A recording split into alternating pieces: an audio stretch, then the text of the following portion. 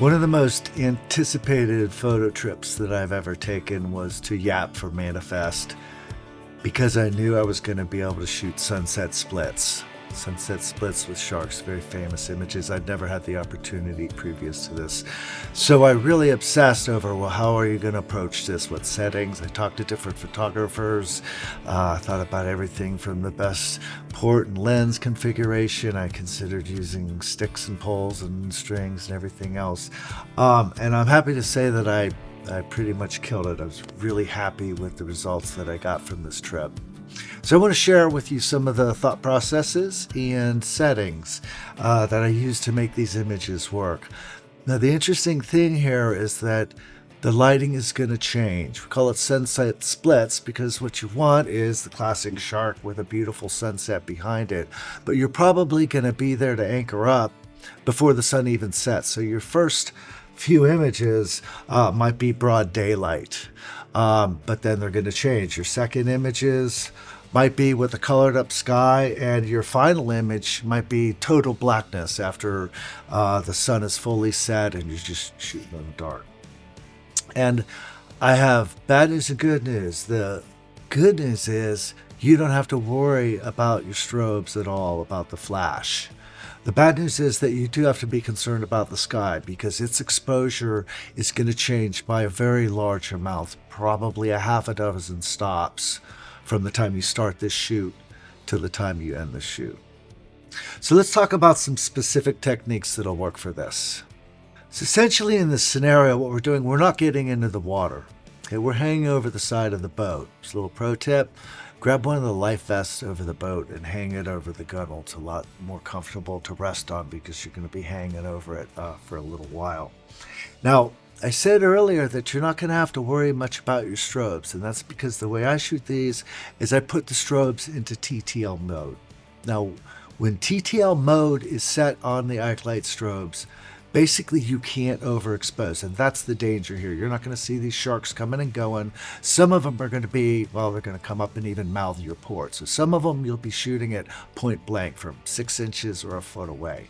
For that reason, I'm a strong believer in the Fisheye Lens. I've used the Fisheye Lens exclusively for this kind of shooting, whether it's the Tokina 10-17 or the Canon 8-15.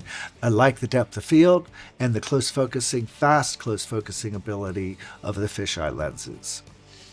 The settings that you put on your camera are going to be based on the flash, of course, but also the ambient light. So let's start with the basics. We have a lot of light in this area, both from the sky and from my strobes. Your ISO, you can go ahead and leave it low. Set it at, say, 400, for example. 200 would be fine as well. The aperture, now whenever we use a wide lens behind a dome port, we want to be stopped down. So minimum f8. If you can get to f11 or f16, that would even be a little bit better because it's going to give you a little slop room. But then for the aperture and shutter speed combination with your ISO, what is going to happen is it's going to change. When you first get there, there might be a pretty high sun above. So you're going to be shooting at a particular set of f-stops.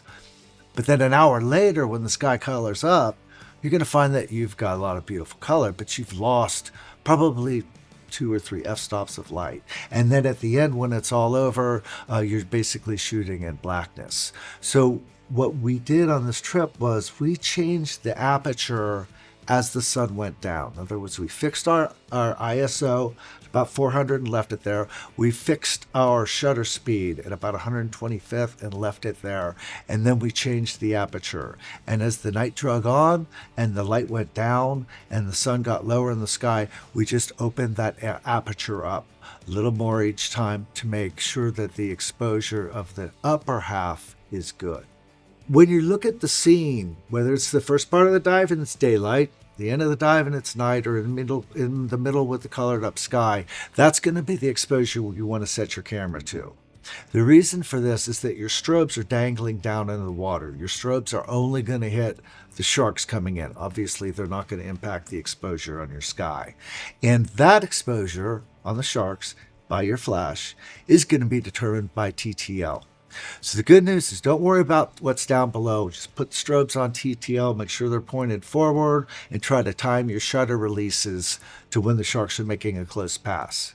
In the meantime, and if you're in a situation where you're having to take turns doing this, which is often the case, it's very helpful for other people on the boat to kind of give out a running tally of what the sun is doing. So in other words, if we've gone from F8 to F5.6, it's nice to call it out so everybody knows, hey, I need to open up my lens or else my sky is going to be very, very dark.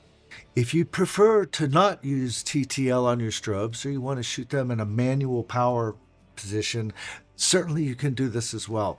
The only challenge of this type of shooting is that you don't see everything that's going on underwater. And if you're, say you calculated that half power is going to nicely light the sharks that are coming in about 4 or 5 feet away from you. Well, if one comes in from the side from just inches away, it's very possible that that power setting that you chose for your strobe might overpower it, might overexpose it. And unfortunately, if you do that, if you overexpose your subject real bad, there's really not a lot that you can do in Lightroom or Photoshop afterwards. That's why I like 2TL. But if you want to shoot manual, you certainly can. You'll have to experiment, and you'll have to choose which shark at which distance range from your strobe that you want to set that power to accommodate. I would start at quarter power if I was doing it in manual mode. So when you've made your exposures and your sky is perfect and your sharks are perfect, hopefully you'll have some beautiful images. I will give you a little pro tip here. The action goes very quickly when the sharks come in close, and you're not going to see exactly what's going on. Mainly what you're going to be looking out for is your hands and your strobes and the sharks going by. It's a great idea to put your camera into burst mode. Now, if you're afraid of going into burst mode because of your strobes, depends on which strobes you're using. If you're using a strobe like the Ikelite, the big Ikelite strobes with rechargeable power packs, they will easily keep up in a burst situation.